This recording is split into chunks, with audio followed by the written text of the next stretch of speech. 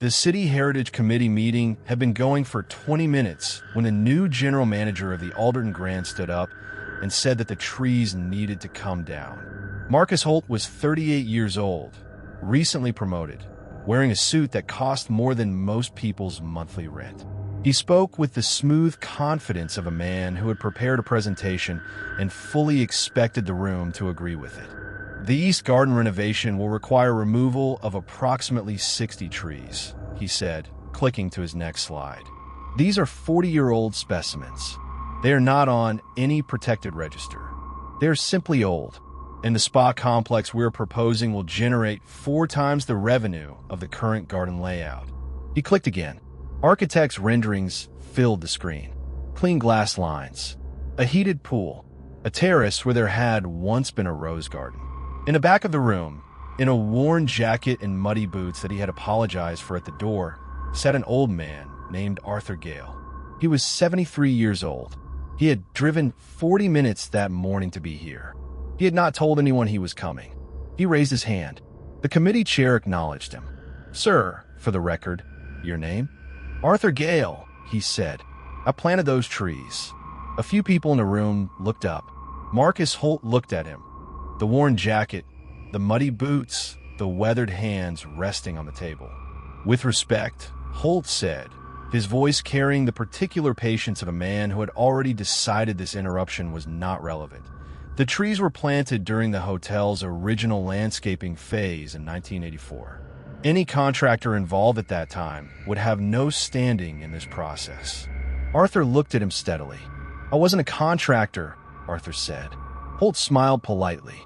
"Sir, whatever your role was, this is a legal and municipal process. We appreciate community interest, but..." "May I finish?" Arthur said. The room went quiet. "Which country are you watching from tonight?" Let me tell you what happened 6 weeks before that meeting, and what Arthur Gale had quietly done 20 years ago that Marcus Holt was about to discover. Arthur had retired from the Alderton Grand 8 years ago, after 35 years as head groundskeeper. He had started there in the spring of 1984, when the property was nothing but a crumbling Victorian manor on 11 acres of overgrown Connecticut land. The Alderton family had bought it cheap and hired a young landscape architect named Arthur Gale to design the grounds before they opened the hotel. He was 33 years old then. His wife, Rose, had packed him a lunch in a tin pail every single morning and driven out to sit with him under the trees while he worked.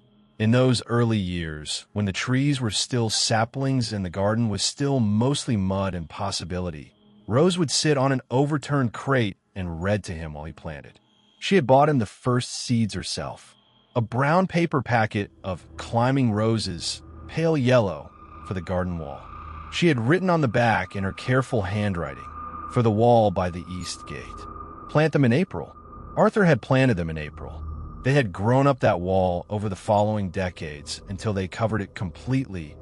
15 feet of yellow roses every summer, more beautiful each year than the year before. Rose had died 6 years ago, quietly, in the night, the way she had always said she wanted to go. Arthur still carried her seed packet in the inside pocket of his jacket. The paper had gone soft with age. The seeds inside had long since been planted, but he couldn't put it down. It was the last thing she had ever given him for the garden. After he retired, Arthur visited the Alderton once a month. He would park at the edge of the property, walk the perimeter, and look at the trees he had planted. The copper beech by the south entrance, which had been a 6-inch sapling in 1984 and was now 50 feet tall. The avenue of linden trees along the main drive, which bloomed every June in a way that stopped guests mid-stride. The rose wall by the east gate.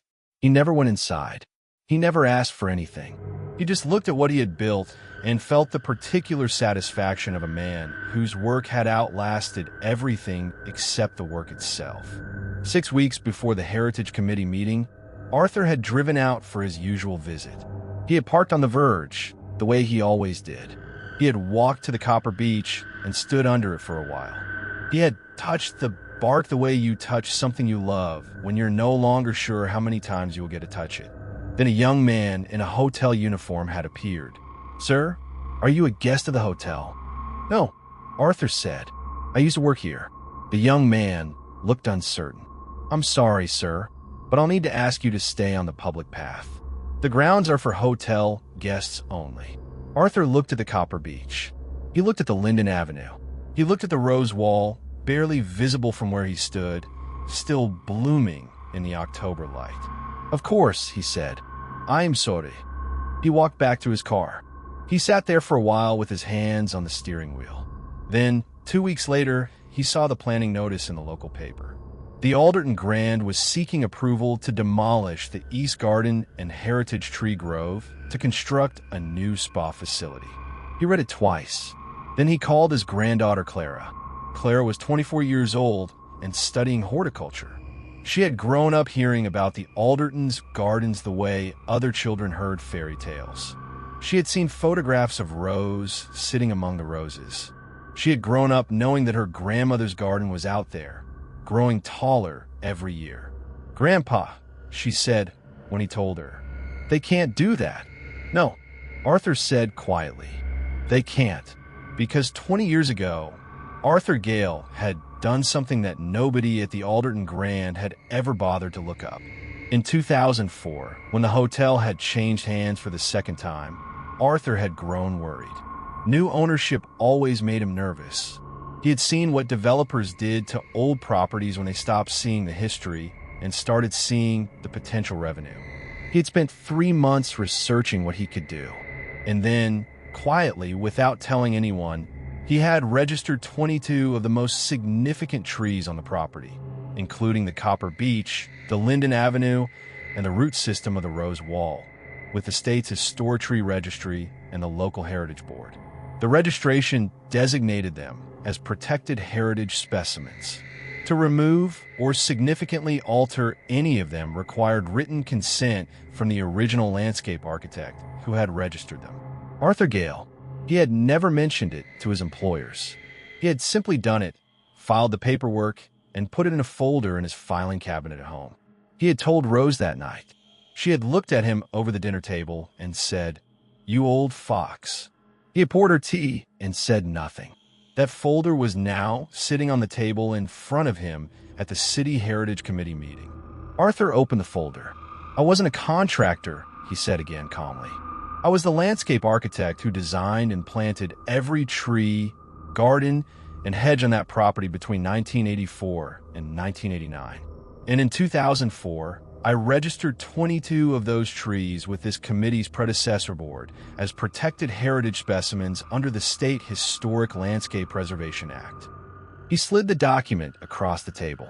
That registration is still active. It has never been rescinded. And under Section 14 of the Act, removal of any registered specimen requires written consent from the registering landscape architect. He folded his hands. I have not given my consent. The room was very still. The committee chair picked up the document. She read it. She passed it to the member beside her. Marcus Holt was still standing at the front of the room with his glass spa complex gleaming on the screen.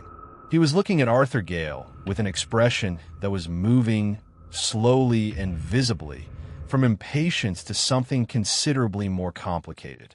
These registrations, the committee chair said carefully, appear to be fully valid and currently active. She looked at Holt. Mr. Holt, I'm afraid the demolition proposal as submitted cannot be approved. Marcus Holt sat down. At the end of the meeting, he approached Arthur in the hallway. He had the look of a man who had been doing a great deal of rapid recalibration. Mr. Gale, he said, when you came to the property 6 weeks ago, was that the first time our staff turned you away? Third time this year. Arthur said pleasantly. Holt closed his eyes briefly. I told you in that meeting that you had no standing in this process. I said any contractor involved 40 years ago was not relevant. He paused. I was asking the man who built those gardens to sit down and be quiet. I owe you an apology I don't have adequate words for. Arthur looked at him with the same steady look he had given every new manager who had arrived at the Alderton over the decades and seen only potential revenue. Come out to the property tomorrow morning, Arthur said. I'll show you what you almost cut down. Holt came. He arrived at 7 in the morning to find Arthur already there, standing under the copper beech in the early light. The tree was enormous, its branches spreading 40 feet in every direction. Arthur put his hand flat against the trunk. "I planted this in April 1984, he said. "It was a 6-inch sapling. My wife drove 2 hours each way to find the best specimen." He walked Holt through the property the way he had walked it 1,000 times. The Linden Avenue, which filtered the morning light into something extraordinary.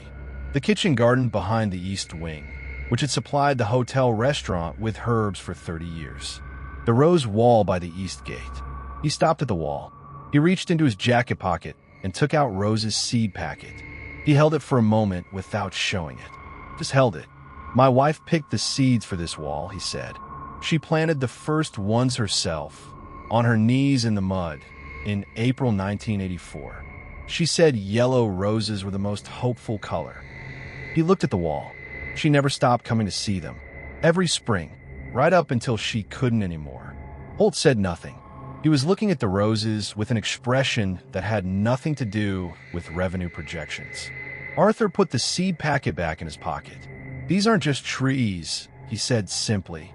"They are 40 years of mornings. They are 40 years of the same birds coming back to the same branches. They are guests who honeymooned here and brought their children back and brought their grandchildren back because they remembered what the garden looked like the day they got married." He looked at Holt. "You can build a spa anywhere.